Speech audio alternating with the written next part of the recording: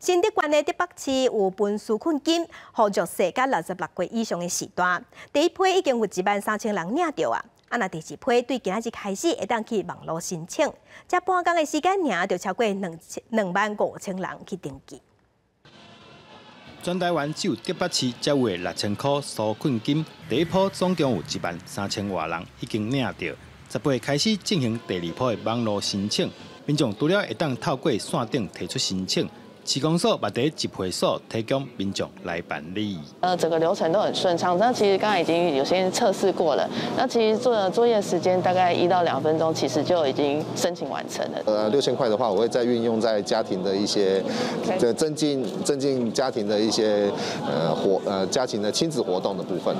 根据统计，自透早到中昼，已经超过25000多人在线顶完成。市公所面对同时间这侪人提出申请，把甲电脑设备传好势，完全唔敢靠势。透过这一次我们的申请，可以了解到年轻的城市、进步的城市，那异化的建制非常重要。我们也会加紧脚步，赶快来建制。竹北市限定的项目6000总预算12亿，按算4月初10进前会完成拨款，再加上中央准备要发的6000块。